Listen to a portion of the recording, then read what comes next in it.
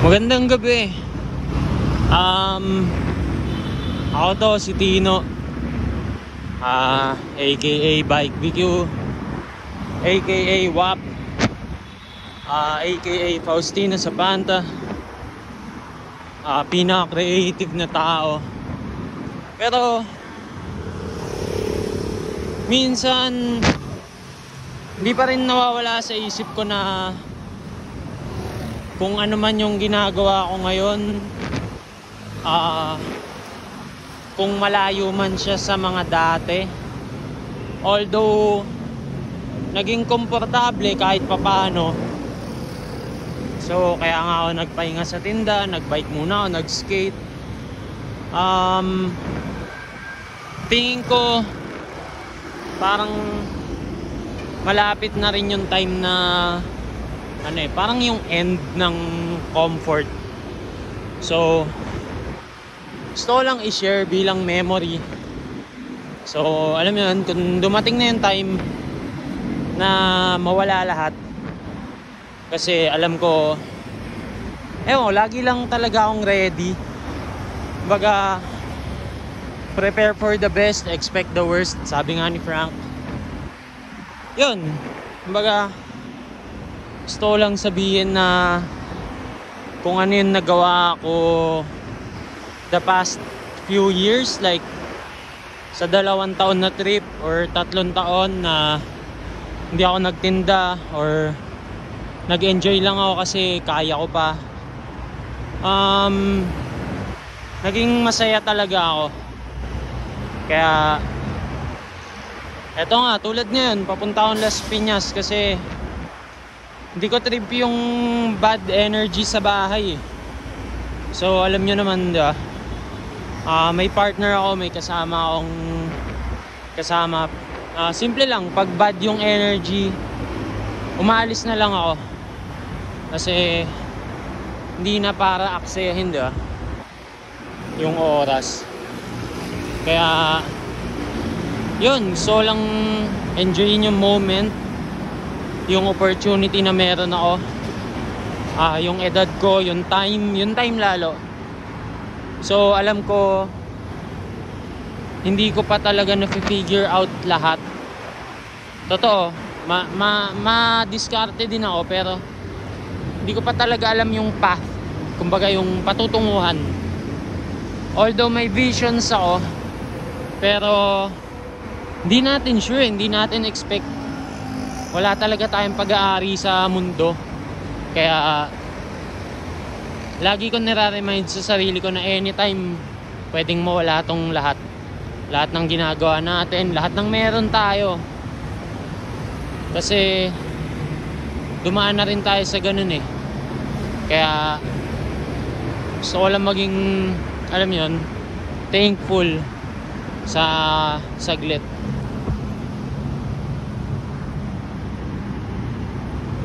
Kaya napaka-solid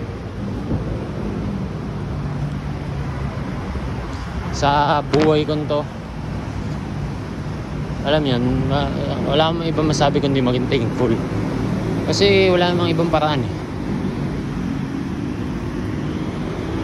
Kaya yun, kita-kits. So ngayon, nandito ako sa C5. Ano ba mga gusto ko sabihin? Baga, wala naman akong ibang masisisi kasi ito yung path na tinahak ko simula nung nangyari lahat nung 2020, diba? So mapapanood nyo doon na nangyari yung pagpapalayas sa akin ng tita ko, break up, ano pa ba, paglipat, pagiging mag-isa. So sa mga hindi pa nakakaalam, medyo unusual pero napakagandang experience talaga ng pagiging independent para sa akin. Kasi sobrang layo mo sa mga problema na meron yung mga kaibigan mo. Kasi imbis na family problems, talagang self-sustaining problems ang meron ka eh. Pero you have the freedom. You get to do what you want, kung anong gusto mo or kung ano maisipan mo, mga ganung bagay. Masaya maging mag-isa. Ever since nangyari yun, ayoko nang balikan. Ayoko nang bumalik sa magkakasama. Kasi eto na siya eh. Gusto ko pinapanindigan ko yung kung anong nangyayari. Kung anong mangyayari ngayon, kung anong mangyayari the next month, the next week, I'll take it. Hindi ako magre-reklamo, kundi magmo-move on lang ako. Tapos alam mo yun, magsiset ng plan or ng goals kung ano yung dapat unahin. So tingin ko nasa tamang mindset naman. Tsaka shit, may pusang patay. Alam mo yun, kung may nanonood nito, salamat. Wala talaga akong ibang napagsasabihan ng mga ganito eh.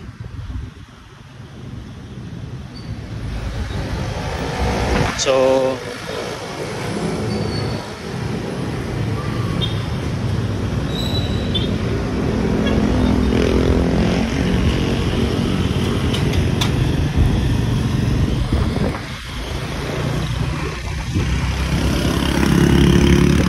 yun nga, kaya ko rin ginagawa yung mga ganito, yung mga reflection videos or thoughts. Kasi mag-isa lang ako eh. At the end of the day, mag-isa lang ako. 25 na ako, mag-isa. Wala pa akong network. So wala pang value yung presence ko. Kaya I'm still working on it. Kaya ayun, struggle siya pero masarap eh. Masarap yung process, lalo na pag alam mong gagawin mo lahat para malampasan yung ganun. Kaya may nakakarinig na ito, may nakakanood, salamat. Kasi di rin siya ganun kadali. Pero wala ka naman choice. Dadating din talaga yung ganun. Back to zero, back mag-isa, di ba? Wala ka rin naman choice kundi magpatuloy eh. And galingan mo yung moves mo. So, di ba? Kung ano man yung pinagdaanan ko dati, sure, daanan ko man ulit, okay. Di ba? Kumapit sa patalim, mga ganun.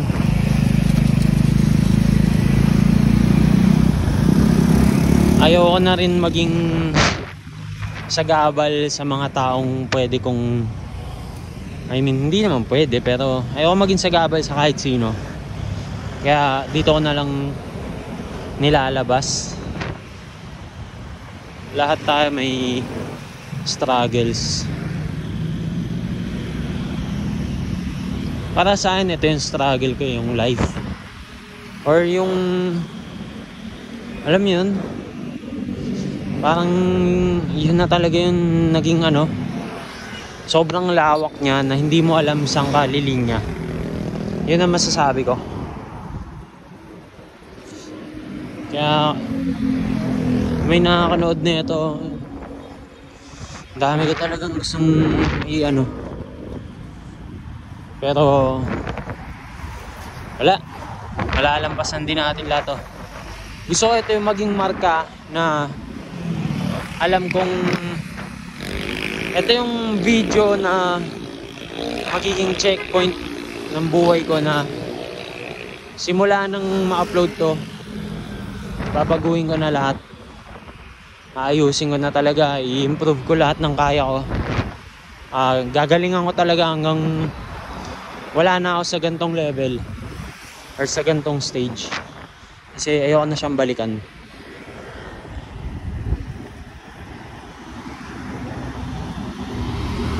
Kaya sisikapin ko talaga, malalampasan ko to, marami pang makaka-witness, kaya hindi pa ako pwede mawala sa mundo. Tana, hindi ako pwede mag-isip ng mga depressed thoughts eh. Ang dami kong plano talaga eh. Shit. nakakabaliw na nakaka-excite. Kasi tulad nito, malayo pa ako pero tuloy-tuloy lang. Yun lang din naman ang plano eh. So masyado na mahaba. Kita-kits men. Mahal ko kayo.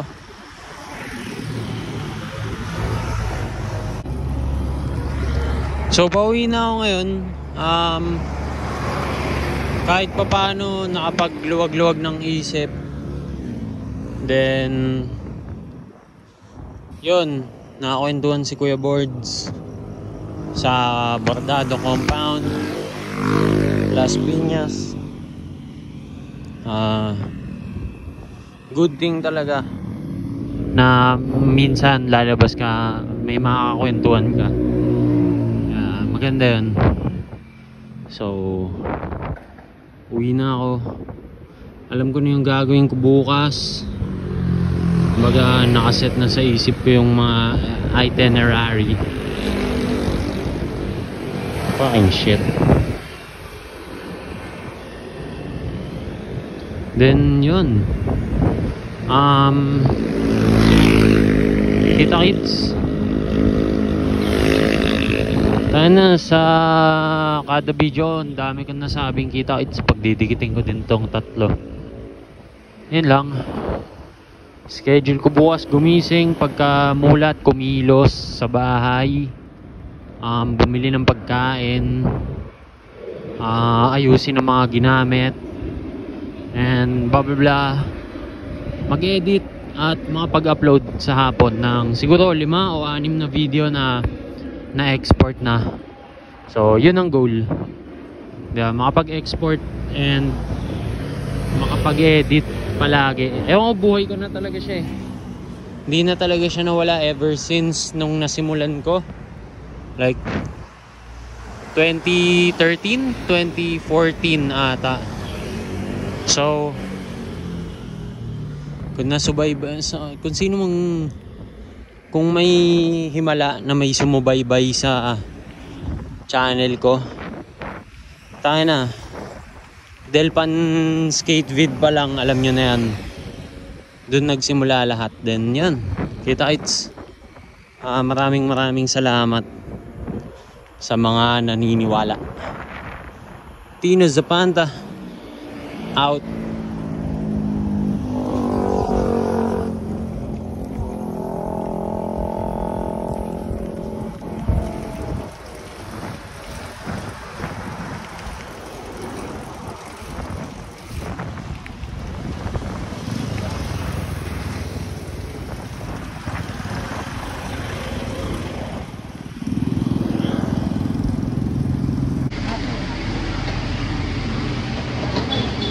Ayan o.